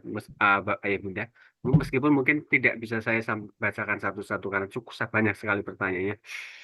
Ini Ustaz, mungkin kaitannya ini pertanyaan yang sebenarnya mungkin banyak dialami oleh ayah bunda sekalian dan mungkin juga sering ditanyakan juga di beberapa forum. Ini pertanyaan dari Bunda Ratih. Ustaz, bagaimana cara jika anak-anak sudah terlanjur suka main game, Ustaz? Mungkin ini versi Ustaz Bendri, Masya Allah, kita tunggu. Iya. Ustaz. Ini pertanyaan satu seminar sebenarnya. Tapi saya ingin bahasnya singkat. Satu, jangan nanya tips dan trik sebelum punya satu sifat. Karena sifat ini kalau nggak dimiliki orang tua, semua pertanyaan jawaban dari ahli nggak akan pernah bisa menyelesaikan masalah. Ya, sepakati dulu. Sifat apa yang harus diinstal orang tua agar bisa menyelesaikan masalah? Nama sifatnya mau repot. Karena awal anak itu candu game, gadget, karena nggak mau repot. Tadi baru nangis dikit, nih, nggak mau repot. Bahkan ada orang tua yang gini, ibu yang ngasih handphonenya siapa? Saya Ustadz. Oh, yang ngasih pulsa kuotanya saya Ustadz. Ya udah, ibu kan tinggal ambil, orang punya ibu kok. Tapi kalau saya ambil ntar anak saya nangis Ustadz. Terus kenapa kok nangis? Ya repot saya. Nah itu, ibu maunya nggak mau repot. Akhirnya ibu mencari cara supaya anak itu bisa selesai tanpa kerepotan. Akhirnya nasihat Ustadz nggak berlaku. Akhirnya ibu cari uya-kuya, tatap mata saya. Dalam hitungan ketiga, kamu akan jadi anak soleh. 1, 2, 3. Yes, alhamdulillah. Nggak perlu Ustadz Bendi, nggak perlu Ustadz lain. Ternyata 3 menit langsung. Cari aja yang kayak gitu. Karena nggak mau repot. Maka pertama, siap repot nggak? Kalau siap repot, saya bikin bahasan panjang ini bahasan kerepotan. Kalau nggak siap repot, nggak akan saya jawab. Buat apa juga? Ntar bilang, ya repot ternyata. Ya, akhirnya nyesel kan nanya kan. Nyata repot juga ya jawaban. Ada nggak sih Ustaz cara praktisnya ya? Kalau cara praktisnya udah datengin uya-kuya. Gitu. Jadi repot dulu. Karena pengasuhan itu sunnahnya repot. Repot. Pilih di antara 2 kerepotan. 1, silakan repot di saat anak masih kecil. Nanti ongkang-ongkang kaki di saat anak udah gede. Saat kecil kita repot ya. Nanti atau pilih yang kedua, silakan repot di sana anak masih kecil, nanti silakan ongkang-ongkang kaki waktu anak masih kecil, nanti repotnya pas sudah gede. Tahu-tahu di telepon Kapolsek, Bu, anak ibu di sini nih. Oh, lagi silaturahim. Enggak, Bu, ketangkep. Ya Allah. Ya Allah, dulu kamu nggak begini, Nak. Dulu nggak begini. Dulu ibunya nggak repot. Dulu bapaknya nggak repot. Maka kalau ada yang bilang gini, alhamdulillah Ustadz, saya punya anak banyak tapi nggak repot. Jangan-jangan nggak ngasuh. Jangan-jangan nggak ngasuh, yang repot orang lain. Jadi kalau ibu waspada ya, kalau punya anak nggak repot, ibu tinggal nunggu datang masa repotnya nanti. Jangan-jangan pas tuanya baru repot. Tahu-tahu pas tua berantem anak ngurusin warisan. Ya Allah, aku belum meninggal. Tapi anakku sudah berantem. Karena dulu mungkin kita nggak repot. Jadi sekarang pilih kerepotan. Karena kerepotan adalah jalan mendatangkan pertolongan Allah. Belajar dari Bunda Hajar saat anaknya nangis. Dalam hal ini dia butuh air. Sementara air nggak ada. Bunda Hajar melakukan sunnah pengasuhan repot. Cari ke Bukit Sofa. Air ada nggak? Ada skafladeka nggak ada. Cari ke Bukit Marwah. Lihat ada nggak. Kalau pakai prinsip dia nggak mau repot. Sofa ada, Marwah nggak ada. Langsung bilang udah nggak ada. Mama capek. Nggak ada, udah mama cari. Tidak tuh. Dia lari ke sofa lagi, Marwah lagi, sofa lagi, Marwah. Berapa kali?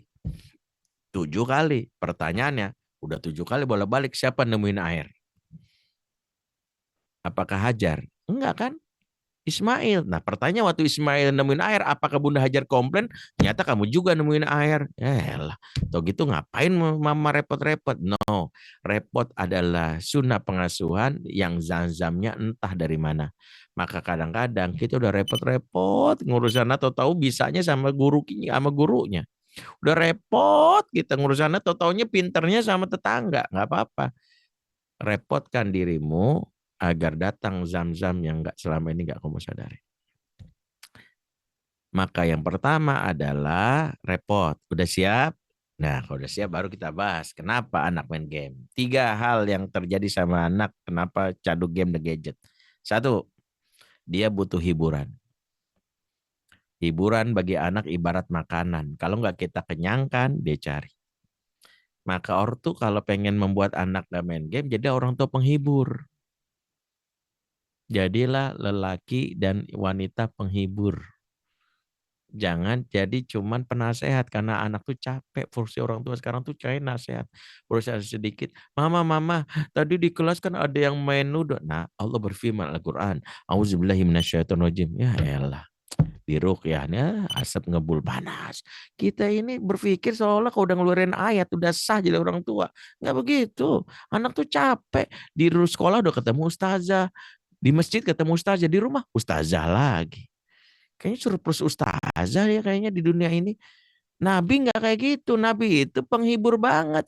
Nabi ketemu anak kecil nggak kayak kita. Kita ketemu anak kecil pertanyaan adalah udah hafal Quran berapa juz? Udah makan belum? Itu kita. Nabi enggak. Kata Nabi, ya gulam, man sabaku ilayya falahu kada wa kada. Anak muda, siapa yang bisa dahuli aku lomba lari dapat hadiah ini dan ini. Siap? Siap. Nabi ngajak main. Nabi lari dikejar anak-anak di Bani Abbas. Dan Nabi memelankan larinya. Ketika larinya pelan, kena pundak, kena langsung. Nabi memeluk mereka ngasih hadiah. Nabi itu penghibur sejati. Nabi kok gendong anak kecil, nggak sungkan memainkan ekspresi wajahnya. Saya kasih contoh, mungkin kita agak jijik, tapi ini lakukan Nabi. Nabi melakukan itu. Kok kita terlalu jaim sama anak? Kita nggak pernah menghibur. Jadi satu, kalau ingin menyelesaikan anak main game adalah jadilah orang tua dengan jiwa entertain. Saya ustadz, tapi jangan mentang saya ustadz, saya di rumah keluar ayat mulu, nggak juga. Saya ke rumah kadang main tebak-tebakan. Nak, kenapa anak babi jalannya nunduk? Nggak tahu, Bi. Karena malu ibu bapaknya babi. Abi bisa aja. Kenapa anak kodok jalannya lompat-lompat? Nggak tahu. Karena dia senang ibu bapaknya bukan babi. Wah, Abi mah. Kenapa anak kanguru jalannya lompat-lompat juga? Anak saya terkecoh. Aku tahu. Karena dia senang kan ibu bapaknya bukan babi. Salah. Anak kanguru jalan lompat-lompat, namanya juga anak-anak, biasa lompat-lompat. Jadi kadang-kadang main tebak-tebakan. Sederhana kesimpulannya gini, di rumah yang tidak pernah ketawa bareng, anak pasti mencarinya lewat game. Di rumah di mana nggak pernah ketawa bareng, senyum bareng, pasti anak mencarinya nongkrong di kafe.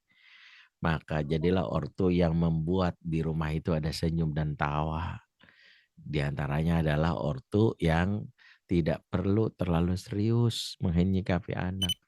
Jadi jangan obrolan terus serius. Kalimat kalau ngobrol sama anak itu, al-kalamu ghairu muhim wal muhim. Bicara yang tidak penting itu penting. Jadi kalau ngomong sama anak tuh jangan penting-penting mulu. Lagi ngomong di meja makan, nanya sama anak, nak menurut kamu inflasi ekonomi berapa persen di negeri ini? Tuh anak muntah-muntah, ya elah. Perasaan Ibu Sri Mulyani nggak gini-gini amat di meja makannya. Jadi kadang-kadang kita harus menjaga supaya ini pembahasannya panjang nih, jadi bahasa panjang. Oke deh, ini kayak satu pertanyaan sampai 9:30 nih. Yang kedua, anak butuh eksistensi dan atensi. Kenapa anak main game? Dia pengen eksis dan karena dia pengen merapatkan, hebat lu, keren. Siapa yang nggak pernah dalam hal ini mengapresiasi anak? Siapa yang nggak pernah memberikan penghargaan kepada anak? Maka itu diantara yang membuat anak-anak itu dalam hal ini merasa jiwanya merasa tidak nyaman. Maka kenapa berikan ruang eksistensi dan ruang ekspresi bagi anak kita. Kalau anak ngobrol perhatiin, jangan sambil main game atau main handphone. Gimana anak cerita? Kalau dia dapat sesuatu, bahkan dia bisa menunjukkan pride-nya bagi kita. Yang ketiga, anak butuh quick response. Jangan sampai telat tadi, jangan sampai susah banget diakses. Nah, oke, itu yang pembahasannya 3 itu dulu. Yang berikutnya baru kita bahas tentang bab tentang dalam hal ini orang tua yang penting mengenalkan 4 yang kita kenal sebagai manajemen kepemilikan gadget. 1, 0 sampai 2 tahun haram, no gadget. Nggak boleh. Di umur ini saya mau mengenalkan murotal. Nggak boleh. Bukan murotalnya, tapi bendanya membuat anak akhirnya terdiskoneksi sama orang lain. Di umur ini, anak tuh butuh human interaction. Maka kalaupun dia mau mengenal murotal, dia lisan orang tuanya langsung. Coba ada nggak orang tua yang waktu anaknya baru lahir, ya ada yang konyol gitu, waktu ngazanin pakai azannya Ustadz Hanan Ataki gitu, ya diazanin gitu kan bagus ya azan Ustadz Hanan Ataki kan. Ada yang sekonyol itu kan enggak. Ini bukan tentang azan, tentang siapa yang mengenalkannya. Maka 0 sampai 2 tahun nggak boleh. 2 tahun sampai umur mumayyiz atau 7 tahun hak nazor, hak menyaksikan. Jadi di umur ini anak nggak boleh memainkan, menyaksikan. Aku mau melihat game boleh. Nggak boleh megang, menyaksikan aja. Kenapa? Karena di umur ini anak rentan bisa mensalahgunakan, mencet tombol-tombol, tahu-taunya iklan, maaf, peninggi, pembesar, pemanjang, maaf. Karena kita belum umur ini sudah dipakai, ini bahaya. Yang ketiga adalah 7 tahun sampai usia rush. Apa itu rush nanti? Itu namanya adalah hak pakai atau hak guna, namanya hak tamkin. Itu hak pakai. Ini handphone papa, silakan. Makanya dia cuma memakai, walaupun dia dipinjamkan, bukan ini milik kamu, bukan. Handphone papa mana di kamu? Artinya apa? Ketika dia tiba-tiba ubah password, dia bilang, kok nggak bisa papa akses? Iya pak, maaf, aku ganti passwordnya. Ini handphone siapa? Handphone papa kenapa diganti? Ngomong nggak? Iya pak, maaf, nggak boleh gitu. Papa ke kamu itu bukan papa kasih, kamu boleh pakai. Ini logikanya kayak gini. Nih saya punya tanah kosong, silakan pakai buat bikin pecel lele ya. Toto udah besok bikin lapangan padel, ya kita omelin lah. Orang bikin pecel lele, bikin lapangan padel, nggak izin kamu. Ya gitu. Barulah nanti anak boleh memiliki hak tamlik saat sudah berumur rushd. Surat An-Nisa ayat 6. Fa in anastum minhum rushdan fatwa ilaihim amwalahum. Kemudian jika menurut mendekatilah rushd, serahkanlah harta ini kepada mereka. Kapan disebut anak rushd? Anak laki-laki ciri rushd kalau sudah dalam hal ini berani safar sendirian. Anak perempuan disebut rushd kalau sudah mengelola rumah orang tuanya sendirian tanpa kesulitan. Dia bisa nyuci sendiri, beres rumah, dan sebagainya. Itu disebut. Nah, barulah setelah itu ada manajemen gadget. 1, tentukan waktu-waktu terlarang. Yang kedua, tentukan lokasi terlarang. Kalau di kami waktu terlarang dari jam 5 dari subuh sampai syuruk. Yang kedua dari maghrib sampai isya. Yang ketiga dari jam 9 sampai subuh. Yang kedua lokasi terlarang, 1 kamar mandi, yang kedua kamar tidur.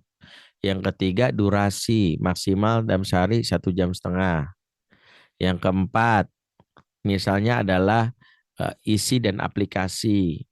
1, kita sepakati kalau game itu ada masa expired. Bapak ini boleh yang dulu, oh ini expirednya 2 minggu, 2 minggu uninstall ya, baru boleh install lagi setelah seminggu. Sosmed maksimal 2. Kalau ada atau anak kecil malah bahkan 1. Jadi dia kalau pilih misalnya punya Facebook nggak boleh ada Instagram. Nah itu.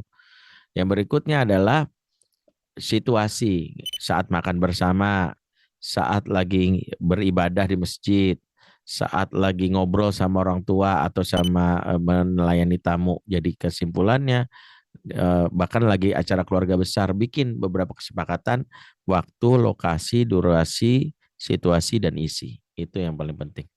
Tapi mungkin itu singkatnya, karena membahas tentang masalah game dan gadget, kesimpulannya adalah jadilah ortu yang siap repot. Wallahul a'lam. Masya Allah, Ustaz. Terima kasih untuk jawabannya. Itu pertanyaan dari Bunda Ratih. Selanjutnya, karena waktunya sudah terbatas, kami mungkin berikan terlebih dahulu dari yang akan bertanya langsung kepada Ibu Anissa, Bunda Anissa. Kami persilakan kepada Bunda Anissa. Terima kasih, Pak. Assalamualaikum Oke. warahmatullahi wabarakatuh. Waalaikumsalam warahmatullahi wabarakatuh. Anak saya kan masih kecil-kecil, belum memperlihatkan tanda-tanda menjauh. Tapi saya sadar betul bahwa selama ini saya toxic parent.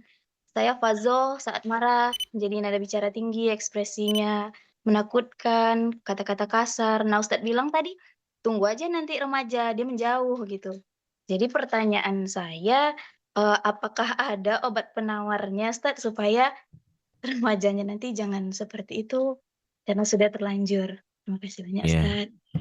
Baik, alhamdulillah Bunda yang menyadari, pahamilah kita yang kasar, kita yang Ibu sebutkan faza tadi, kita sendiri sebenarnya buah dari pola asuh kita di masa lalu. Sebab sejatinya kita sendiri menyimpan rekaman-rekaman pengasuhan orang tua kita dalam memori kita. Yang itu disebut namanya frozen emotion. Frozen emotion adalah emosi-emosi yang tersimpan di masa lalu yang membeku. Kalau frozen food kita tahu ya, makanan beku. Frozen emotion seperti layaknya benjolan habis benturan, habis kecelakaan. Kalau misalnya benjol itu kita bawa kemana-mana, kesenggol dikit sakit, makanya kita langsung ke trigger. Itulah yang terjadi sama orang tua yang mudah banget ya marah dalam situasi anak melakukan kesalahan karena dia belum berdamai. Kesimpulannya kita harus menghentikan ini karena kalau kita nggak menghentikan, kita akan mewariskan kepada anak yang kelak tumbuh jadi ibu atau ayah yang mewariskan lagi ke cucu, mewariskan lagi ke cicit. Karena ingat, ada warisan yang ada warisan yang tidak sadar diturunkan dari zaman ke zaman. Selain warisan utang dan warisan uang, namanya warisan pengasuhan. Nah, bagi kita yang ingin berdamai dalam hal ini, memang ada kelas kami khusus. Kelas yang dibikin oleh fatherman.id. Maaf, ini ada sebelah sini. Itu membayar utang dan membasuh luka pengasuhan. Itu panjang pembahasannya.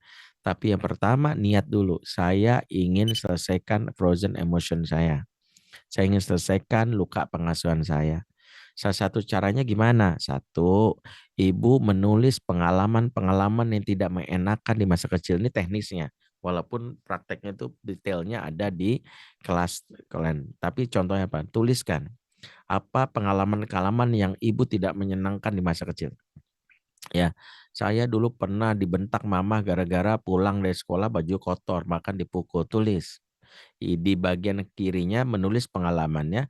Balengan kedua adalah keadaannya sama tapi kita membayangkan situasi berbeda. Contoh, saya pulang sekolah dalam keadaan membawa baju kotor. Mama langsung bilang gini, ya Allah, bajunya kok kotor sih. Ya udah deh, Mama. Jadi kita menuliskan yang idealnya. Ini sebut namanya parenting print. Parenting print adalah kita membuat jejak di kepala kita, perilaku yang harus kita desain. Karena apa? Hari ini kita belajar parenting nggak, tapi melakukan tindakan yang sama lagi. Kamu, karena nggak punya parenting print. Parenting print itu kita tulis lagi, pengalamannya sama, tapi kita bikin rekayasa. Contoh, ada seorang ibu cerita, saya pernah tuh gara-gara saya megang uang belanja mama, tiba-tiba uang hilang, mama langsung gampar aku sampai mama ikat aku di sebuah pohon gitu ya, trauma banget. Nah, saya bilang tulis pengalaman itu, setelah itu tulis sikap yang idealnya yang harus lakukan seandainya kamu jadi orang tua. Dia tulis, aku tuh pengen mama gitu, tulis. Nah, itu namanya parenting print. Nah, itu contohnya. Tapi memang kita harus berdamai dulu. Intinya orang tua melakukan hal itu bukan karena jahat. Orang tua melakukan itu karena dia dalam hal ini dia nggak tahu ilmunya dan dia wariskan dari orang tuanya. Maka kita hentikan di kita. Kalau udah terlanjur gimana Ustadz? Saya gantung lagi. Buru-buru minta maaf.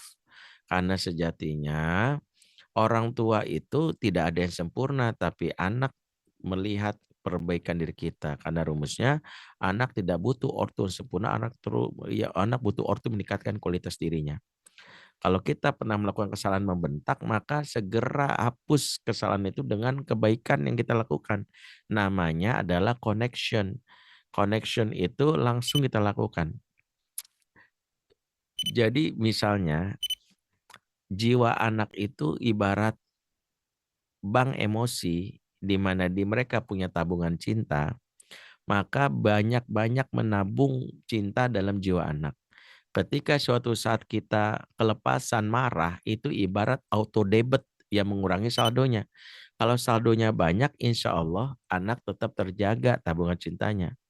Tapi kalau anak tabungannya sedikit, auto debitnya banyak, anak defisit. Itu yang membuat anak kesel sama mamanya. Maka itulah yang dilakukan Nabi ketika menegur sahabat Rafi bin Amr al-Ghifari. Ketika menegur, Nabi langsung mengusap kepalanya sambil mengatakan, imsahur ra'sati, Nabi mengusap kepalaku, lantas mendoakan aku, waqal Allahumma ashbi batnahu. Jadi Rafi ini ketangkep basah nyolong, mengambil kurma tetangga. Rasulullah negor, Tapi Rasulullah negurnya itu bukan menghancurkan jiwanya, tapi mengingatkan kesalahannya. Tapi setelah itu Nabi melakukan koneksi dan ngusap kepalanya. Mama nggak pengen kamu lakukan itu lagi, kira-kira gitu. Dan sambil mendoakan, ya Allah, kenyangkanlah perut anak ini. Nabi ingin anak ini ke perutnya kenyang sehingga nggak harus nyolong lagi. Jadi kadang-kadang kita harus berusaha untuk mengkoneksikan diri kepada anak kita. Wallahu a'lam. Masya Allah. Terima kasih Ustaz atas jawabannya. Kemudian nih masih ada pertanyaan lagi Ustaz. Nanti kembali ke kolom chat nih, ayah bunda sekalian izin. Ini ada pertanyaan dari Bunda Ika Ustaz. Iya. Jika anak kami laki-laki, bisakah ibu menjadi role model di saat ayah belum bisa menjadi contoh yang baik? Ini banyak kasus fatherless nih Ustaz. Iya, jadi gini, rahasia pertama membuat anak itu mendapatkan stimulan kelakian keperempuanan adalah pertama membangun persepsi yang benar tentang kondisi orang tua. Kita harus mampu menjaga bagaimana ketika ketiga kompakan kita kepada pasangan itu jangan sampai dipahami anak orang tua yang sedang berkonflik. Maksudnya gimana? Coba lihat surah Al-Furqan ayat 74. Kenapa Allah mengajarkan doa Robbana hablana min azwajina wa dzurriyyatina qurrata a'yun. Ya Allah, karuniakanlah dari pasangan kami. Pasangan dulu, baru anak-anak. Maka di antara yang harus kita lakukan, kalau anak itu ingin dapat stimulan kelaki-lakian itu, satu, menjaga hak pasangan walaupun kita tahu dia menyebalkan. Salah satunya apa? Jangan merusak persepsi anak tentang bapaknya dengan cara curcol. Dalam surat Al-Baqarah 237 Allah katakan wala tansul fadla bainakum. Jangan kamu lupakan kebaikan di antara kamu. Jadi ayat ini sebenarnya bab tentang perceraian. Kalau kita baca ayat ini tentang bab perceraian. Saking Allah ingin menjaga bagaimana perceraian itu tidak menimbulkan luka bagi anak, Allah ingatkan jangan lupakan kebaikan mantanmu. Karena kecenderungan orang kalau udah cerai tanpa sadar menyakiti anak dengan menjelek-jelekan bapak ibunya. Bapak kamu tuh jahat, makanya mama cerai. No, no, no, no. Dia bukan lagi istri dan suami istri, tapi dia tetap selalu jadi bapak bagi anak kita dan ibu bagi anak kita. Nah, orang tua demi memuaskan marahnya, dia simpan ke anak. Itu membuat anak tidak akan pernah bisa menerima kebaikan bapaknya karena sudah didoktrin bapaknya jahat. Sehingga dia sudah menjadi anak fatherless. Makanya kalau kita tahu bahwa bapaknya nggak terlibat, di antara yang kita lakukan apa? Minimal satu, jangan curcol. Yang kedua, usahakan sebut kebaikannya. Karena pastinya nggak ada satupun suami atau bapak yang jahat sempurna, nggak ada. Nggak ada bapak yang kita nggak punya buruk semua, nggak ada. Yang baik-baiknya pasti ada. Bapak kamu itu nggak pernah konflik sama orang. Bapak kamu itu orangnya itu pendiam. Kenapa? Karena nggak pengen menyakiti orang kata-katanya. Misalnya, bapak kamu itu walaupun jarang ngomong sayang, tapi dia kalau ngasih uang tuh royal. Jadi anak bisa mengikuti jejak bapak lewat kekaguman. Karena anak butuh dari bapaknya dua. Satu, wahmiyah atau persepsi. Yang kedua, stimulasi. Persepsi itu adalah rasa kagum terhadap ayah membangun persepsi kelaki-lakian. Aku pengen kayak papa. Papa itu baik, papa itu peduli, papa itu sayang. Walaupun dibalik dia diam, tapi dia berusaha untuk keluarga. Dari mana desain tentang bapak yang baik itu? Dari lisan ibunya. Maka ibu nggak boleh curcol, nggak boleh bilang gini, mama ini korban bapakmu nak. Dia dulu disakiti, terus orang lain makan daging, mama makan ati tiap hari, nggak boleh. Orang lain kurus karena Herbalife, kalau mama this is my life, nggak boleh. Mama yang kayak gini menyakiti anak pada hakikatnya. Apalagi kalau udah cerai, ingat anak tidak takut broken home, anak takut broken heart. Jadi broken home itu tidak menakutkan bagi anak, broken heart karena habis cerai itu caci maki yang keluar itu menyakiti anak. Barulah anak butuh stimulasi. Ustadz, anak saya nggak ada bapak karena sibuknya. Gimana? Berarti jangan ibu, karena ibu nggak bisa menstimulasi kelaki-lakian. Ibu mau cerita Umar yang gagah gimana? Anak-anak Umar gagah, versi ibu-ibu nggak bisa. Maka disitulah pentingnya kita butuh pihak ketiga. Nabi bapaknya wafat tapi tidak kehilangan figur bapak. Alam yajid kayatiman fa'awa surat Ad-Duha. Bukankah engkau kutemukan dalam keadaan yatim? Fa'awa, Allah naungi keyatimannya apa? Allah tidak ingin Nabi figur fatherless walaupun ayahnya wafat. Allah datangkan Al-Haris bin Abdul As-Sadi, suami Halimatus Sadiyah sebagai bapak pertama. Allah datangkan yang namanya Abdul Muthalib sebagai kakek yang menjadi bapaknya.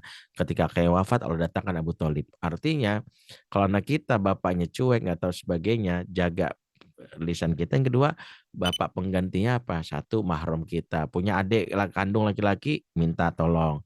Kalau nggak bisa juga, guru laki-laki di sekolah. Nggak minta juga siapapun, karena dia nggak bisa ditransfer ke laki-lakiannya dengan sesama perempuan. Dia harus tahu cara berjalannya laki-laki itu gimana. Karena dia hanya melihat ibunya nggak pastinya beda cara jalannya. Karena anak harus belajar seperti itu. Tapi sudah setengah 10. Afwan, mungkin itu dulu yang bisa saya sampaikan. Aku lu kuliah walakum. Masya Allah. Masalah jazakumullah khair atas apa yang disampaikan oleh Ustadz Bendri Jaisurahman. Masya Allah sekali nih Ustadz, luar biasa. Dan mohon maaf juga kepada Bapak, Ayah, Bunda sekalian yang mungkin semua pertanyaan-pertanyaannya belum bisa terjawab. Tapi karena keterbatasan waktu. Tapi mudah-mudahan dari apa yang sudah disampaikan oleh Ustadz dari awal hingga akhir ini, insya Allah sudah banyak sekali hal yang bisa kita petik dan hal yang bisa nantinya langsung kita terapkan dalam kehidupan kita masing-masing. Nih, sekali lagi kami ucapkan terima kasih kepada Ustadz Bendri Jaisurahman. Masya Allah. Mungkin ada semacam closing statement, Ustadz, terakhir. Baik, al-hadona kadain. Pengasuhan itu ibarat utang piutang. Apa yang kita tidak berikan hak anak di masa kecil, anak akan menagih di usia dewasa dengan perilaku yang menyebalkan. Makanya kalau anak sudah gede nyebelin banget, itu disebut parenting bill, tagihan pengasuhan atau parenting invoice. Maka segera bayar semampu kita, dan untuk membayarnya butuh ilmu, cari informasinya, belajar lagi dari para ahlinya. Itu bisa saya sampaikan. Subhanakallahumma bihamdik, asyhadu an la ilaha illa anta, astaghfiruka wa atubu ilaik. Wassalamualaikum warahmatullahi wabarakatuh. Waalaikumsalam warahmatullahi wabarakatuh. Ini lagi-lagi kami ucapkan terima kasih kepada Ustadz Bendri Jaisurahman. Berikutnya nanti insya Allah ada sesi pengumuman dan juga penutup. Tapi sebelum itu karena mungkin Ustadz sudah akan hendak keluar dari forum ini, izin Ustadz minta untuk sesi foto bersama terlebih dahulu ya Ustadz. Baik. Oke. Kepada tim admin, insya Allah, monggo kami persilahkan untuk tim admin sudah siap nggih, insya Allah. Ini kami hitung 1, 2, 3. Sekali lagi 1, 2, 3. Oke, sudah cukup admin? Mudah-mudahan ada respon. Oke, insya Allah sudah cukup nih. Sekali lagi kami ucapkan terima kasih kepada Ustadz Bendri Jaisurahman. Nih, Masya Allah, ayah bunda sekalian, atas apa yang sudah kita lewati pada malam hari ini, sekali lagi kami ucapkan terima kasih kepada ayah bunda yang telah mengikuti forum dari awal hingga akhir ini.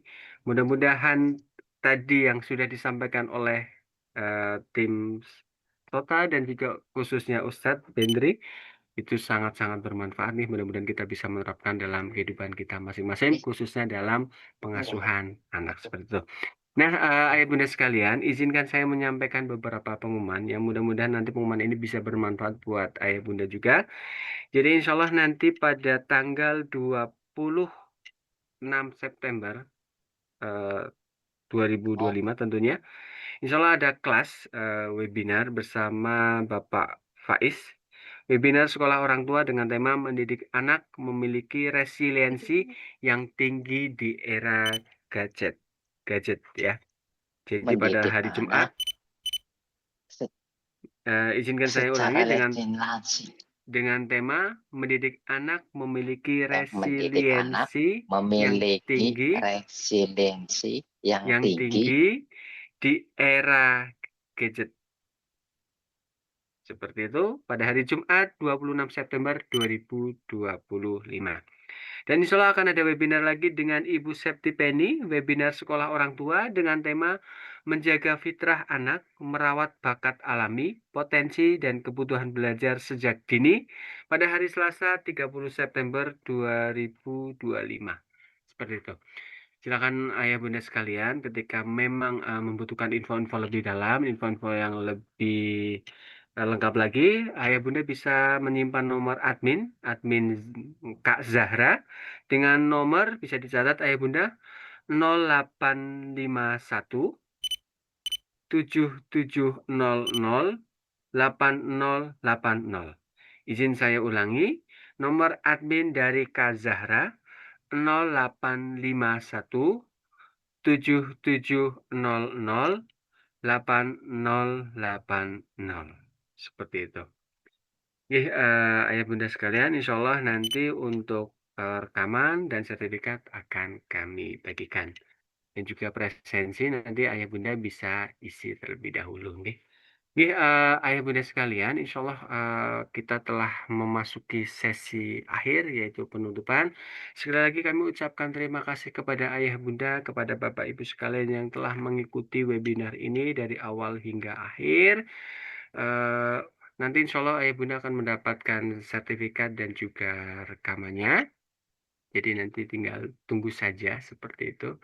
Dan kemudian ayah bunda, mohon maaf kami ketika ada 1-2 hal yang mungkin masih kurang berkenan, ketika ada 1-2 hal yang ingin disampaikan, kritik dan saran, jangan sungkan untuk disampaikan kepada kami, agar kami dari SOTA, Sekolah Orang Tua, bisa terus berbenah dan bisa menjadi lebih baik lagi. Pokoknya ayah bunda, jangan lupa untuk kita sharing, berbagi mengenai pola asuh anak di Sekolah Orang Tua. Sampai jumpa, mohon maaf. Assalamualaikum warahmatullahi wabarakatuh. Waalaikumsalam warahmatullahi wabarakatuh. Sampai jumpa ya Bunda. Rio, terima kasih. Oh ya Ayah Bunda, mungkin masih ada satu yang belum keluar. Adakah yang berkenan untuk testimoni Ayah Bunda? Ini saya baru. Apakah ada yang ingin berkenan menyampaikan kritik, saran ataupun testimoni Ayah Bunda satu? Yang mungkin masih memiliki waktu sekitar barang 2-3 menit nih. Oke. Mohon maaf, mungkin langsung saja saya yang ada di depan layar ini, depan layar saya ada Bunda siapa ini? Yang masih ada sebentar. Oke, mohon izin dari Bunda Dewi. Yang mohon maaf Bunda Dewi yang kerudung hitam, mohon maaf karena tadi sebelumnya juga Bunda Dewi. Bunda Dewi?